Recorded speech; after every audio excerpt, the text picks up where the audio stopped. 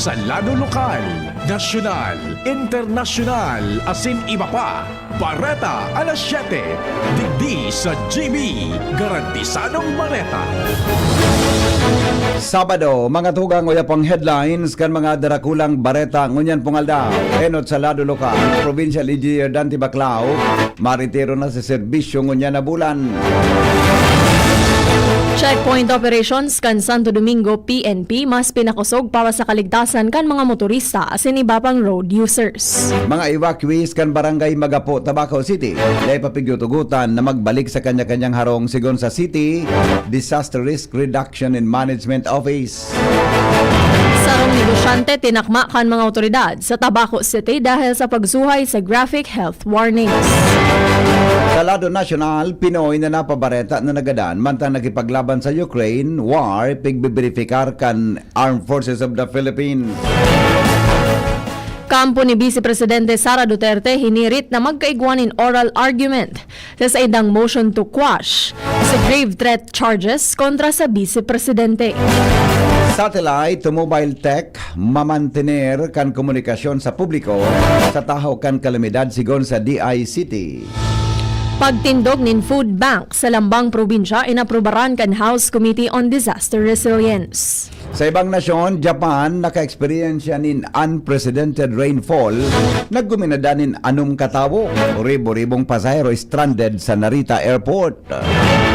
Baretang sports winning streak kan Team Bagong Legazpi sa nagpapadagos na quarterfinals kan Basketball Open category Albay Intertown Governors Cup. Pinutol kan Tabaco City Rising, Kasubanggi.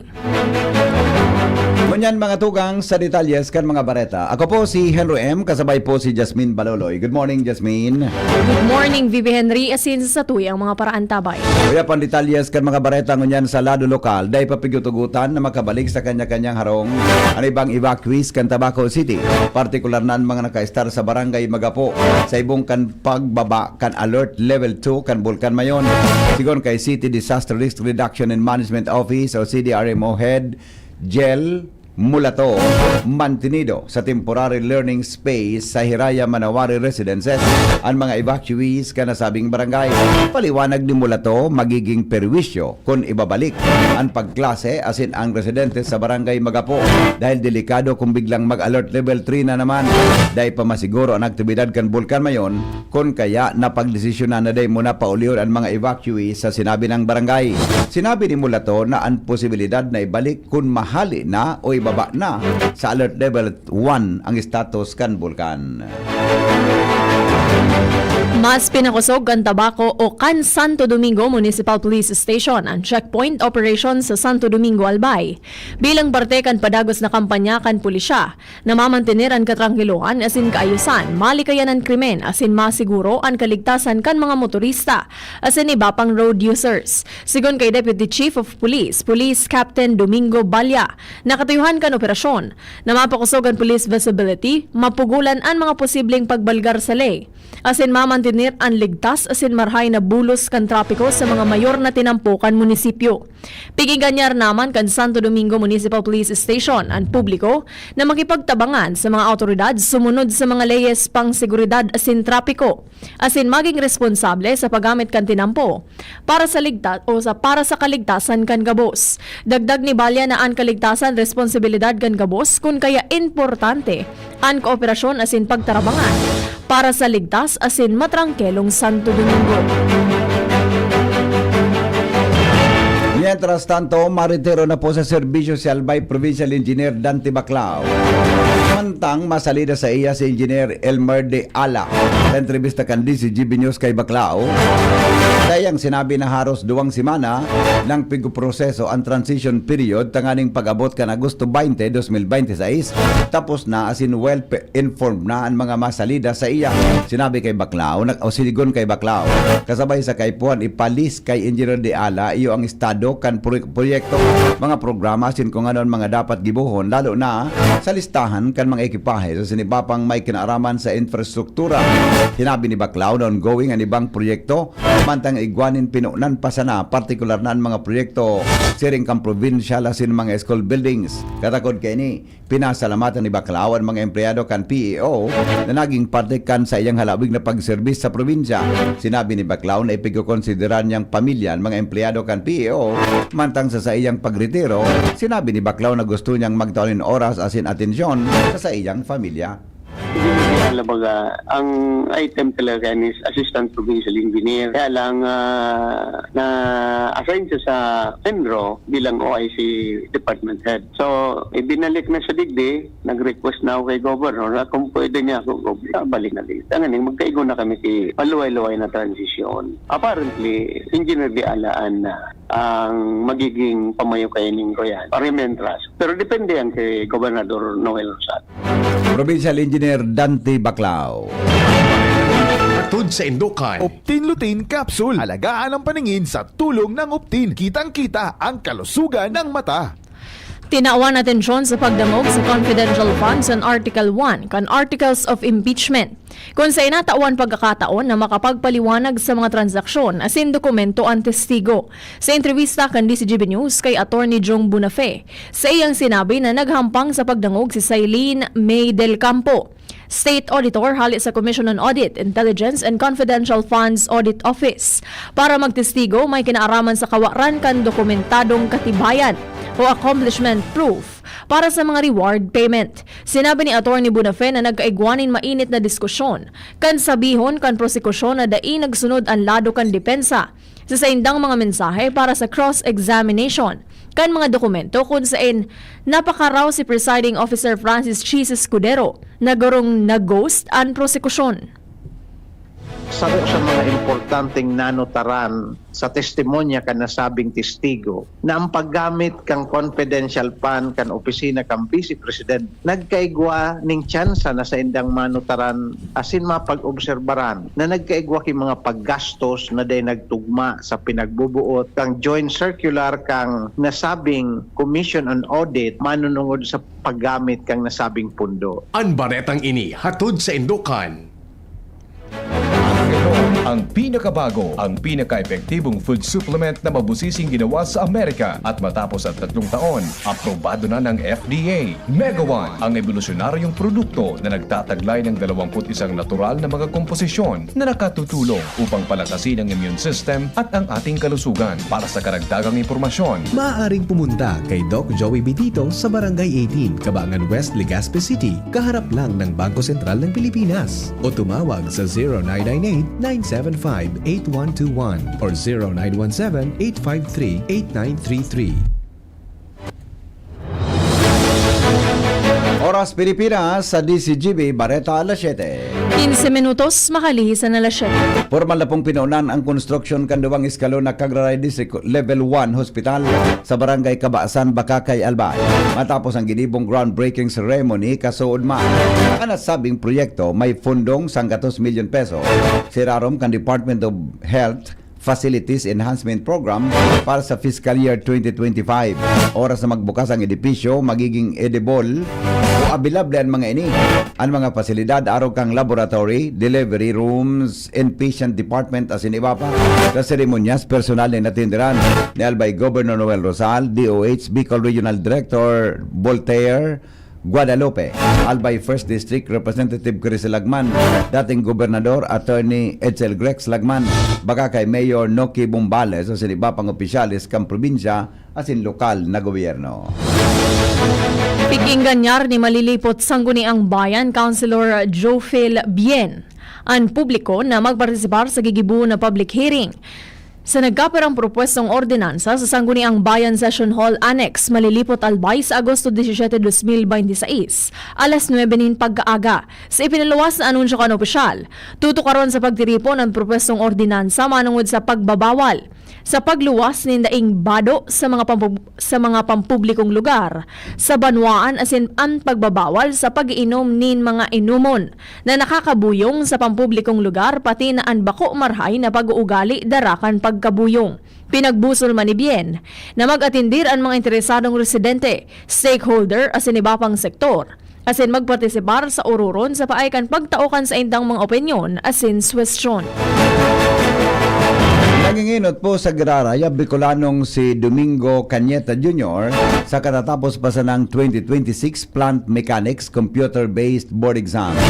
Sa pinaluwas na datos kang Professional Regulation Commission, sobra sa 142 na nagkuha kan eksaminasyon. Nakuha ni Cañeta ang pinakahalangkaw na pwesto sa exam na may ratings na 86.50. Si Cañeta ang tubong Tiwi Albay as nagtapos sa Bicol University. Magigirumduman na nakuha niya ang ikaduwang pwesto sa board exam kanakaaging taon sa Registered Master Electrician. Sarong negosyante ang naarestar kan mga otoridad sa Tabaco City matapos na magbalgar sa graphic health warnings o ang Republic Act 10643 asin an external revenue stamp sa iraram kan Republic Act 10351 kanakaaging aldaw. Sigon sa impormasyon sa ginibong operasyon na parte kan Tax Compliance Verification Drive o Tax Mapping kan Bureau of Internal Revenue sa Sarong Island Barangay kan nasabing syudad. Nagresulta ini sa pagkakaarestar kay alias Noli. Nasa tamang edad, negosyante asin residente ka nasabing isla. Na-recover sa iyang posisyon ang duwang pakete asin sarong stick nin sigarilyong Marshall Menthol 100S. Asin apat na pakete asin duwang sticks nin sigarilyo Marshall Full Flavor. Sa presente, nasa kustudya kan Criminal Investigation and Detection Group. Ang suspect para sa magkakanigong proseso asin dokumentasyon. Mantang ang mga nakumpiskar na ebidensya ang nasa pangataman kan BIR Revenue Region 10 para sa magkakanigong disposisyon.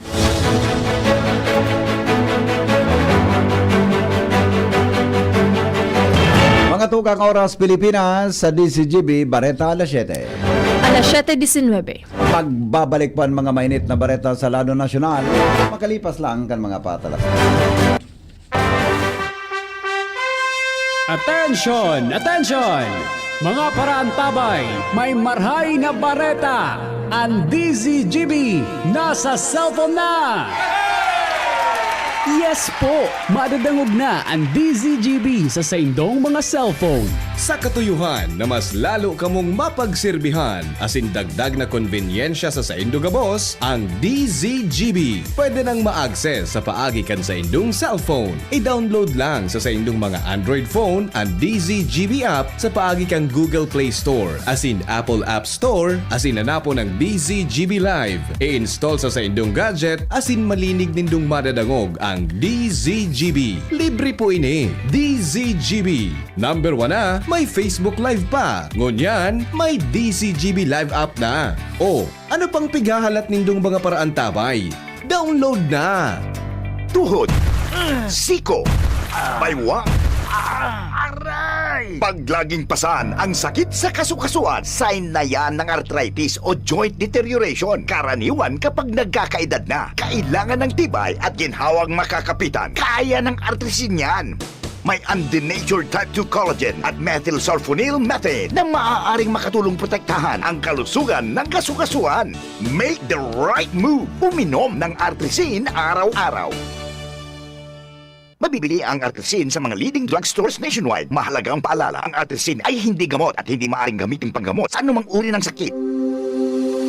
Kayo po ba ay may katanungan sa PhilHealth? Makinig sa programang Alagang PhilHealth kasama ang PhilHealth Regional Office 5. Mapapakinggan tuwing Lunes alas 10 hanggang alas 10:30 ng umaga sa DZGB. Damang-dama ang benepisyo ng PhilHealth sa Alagang PhilHealth.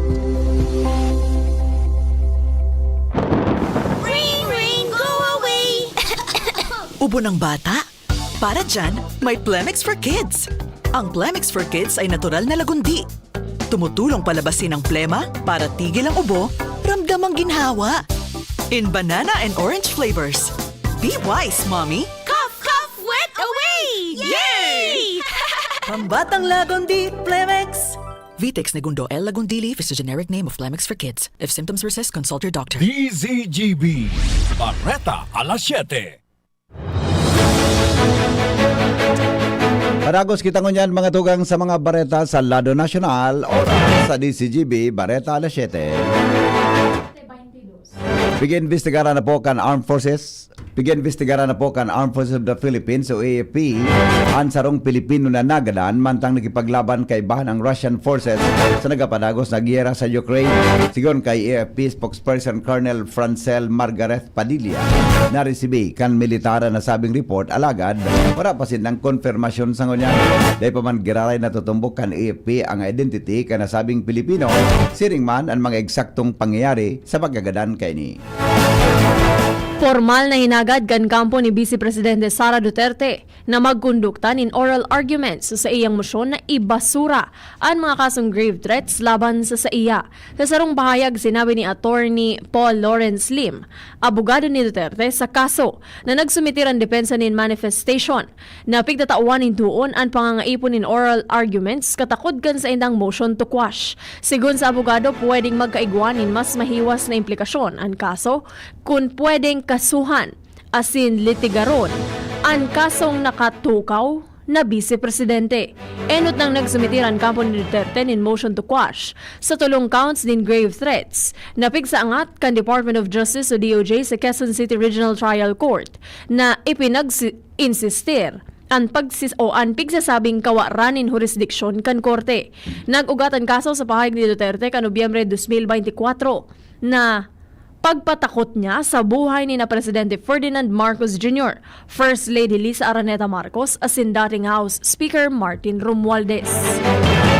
Pinaging kanyar po kan Department of Information and Communication Technology, DICT, ang publiko asin telecommunication sector na gamiton ng mga bagong teknolohiya aro kan satellite to mobile o direct to cell DCT para mamantiner ang komunikasyon kapag nadanyaran ang kalamidad ang mga traditional na telecommunications infrastructure. Sigon sa DICT, pwedeng maraot o mawaranin kuryente ang mga cell tower asin maputol ang fiber optic connections kapag may linog, bagyo, baha asin iba pang emergency.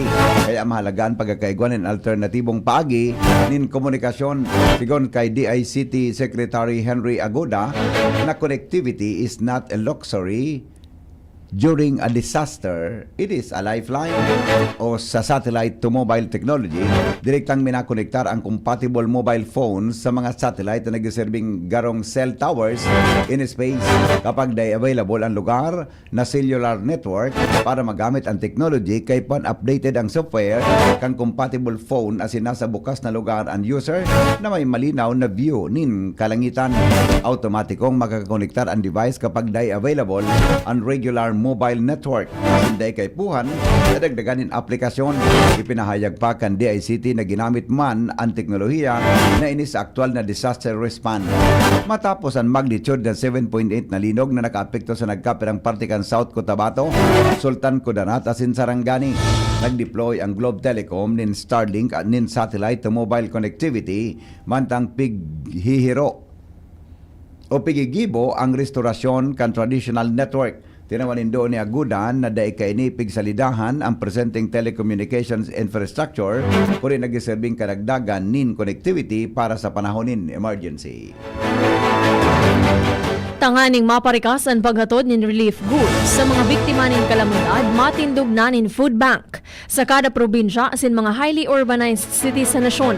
Sa pagdangog kan House Committee on Disaster Resilience na pinamamayuhan ni Cagayan Representative Jose Jojo Lara, inaprobara na ang katulong substitute bills na nagmamawot na pakusugon ang preparasyon sa kalamidad asin maparikas ang relief operations sa mga lugar na tatamaan kan kalamidad. Kaibahan sa propwestong ini ang pagpatindog nin food bank sa kada probinsya, libreng paghatod nin mga relief goods sa mga apektadong lugar kapag nagkaigwanin kalamidad arog kan bagyo, linog asin iba pa. Sa irarom kan propwesto, papanginutan kan National Disaster Risk Reduction Management Council asin Department of Social Welfare and Development and Food Bank asin stockpiling sa koordinasyon sa Department of Public Works and Highways, Department of Trade and Industry, Department of Agriculture, Department of Science and Technology, asin Department of Interior and Local Government. Nakapalaman sa propwesto na magsasaray nin pagkaon sa ititindog na food bank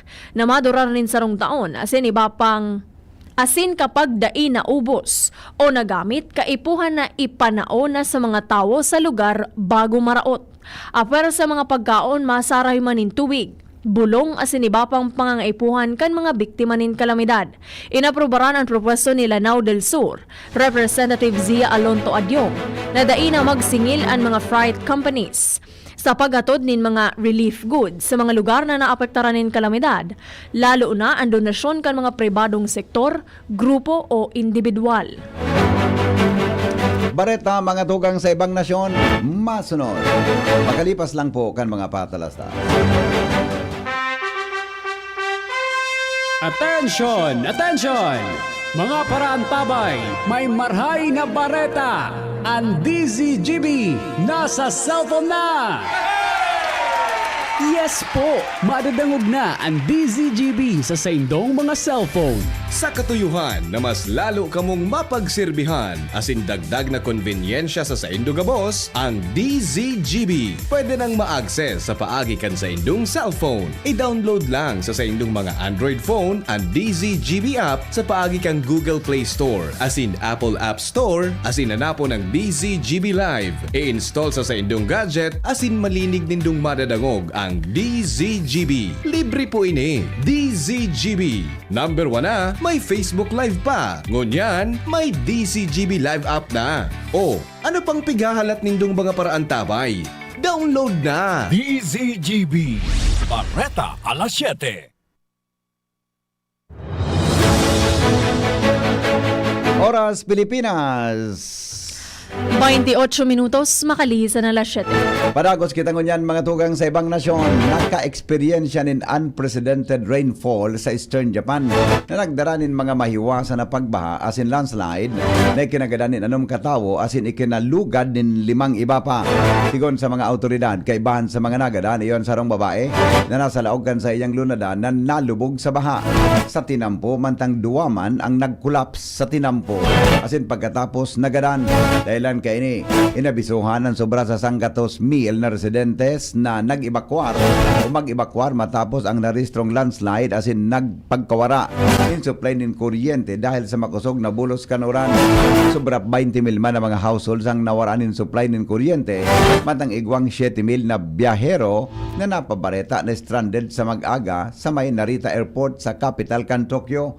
Sa may Shiba, harani sa Tokyo, nakapagristro man in sobra sa 100 na milimetro nin oran kada oras pon hapon kan Huwebes.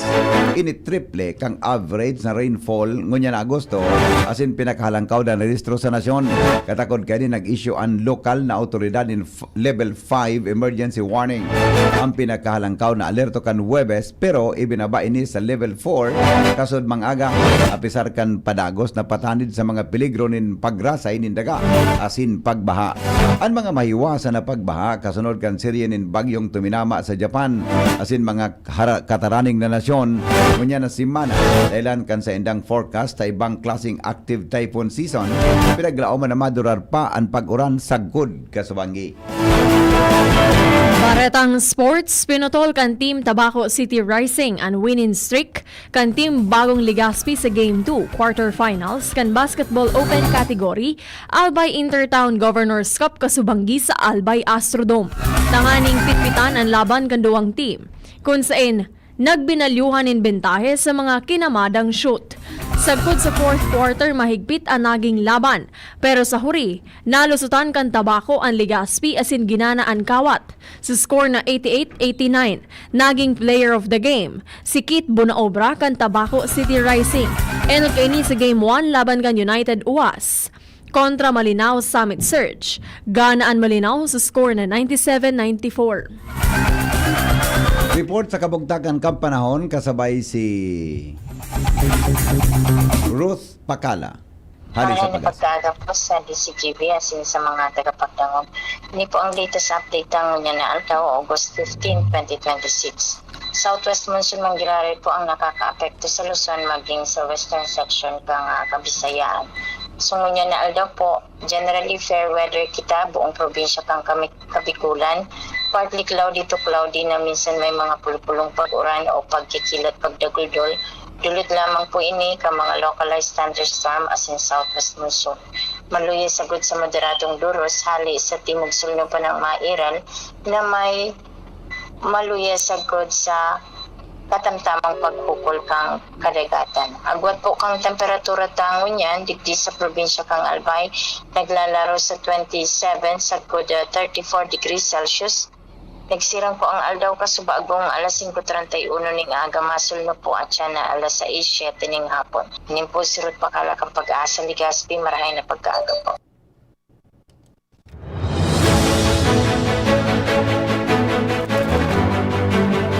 Salamat Ruth Pakala sa report hali dyan sa Pag-asa. Yan po mga tukang nga detalyes kan mga bareta. Ngunyan po nga daw, sinurat sa newsroom ni News Director Mardy La Cruz, Nicole Ann Gloriane asin Shara Meleron, kasabay po si Jenny Baliaran. Huwag itatabi Jasmine magpaaram, happy birthday daw kay Alexora Torre, alias Nana Sora. Yan, pero ang ngaran niya, unique ali. Kanagog mo kan araw kayo ni Alexora Torre. Oh.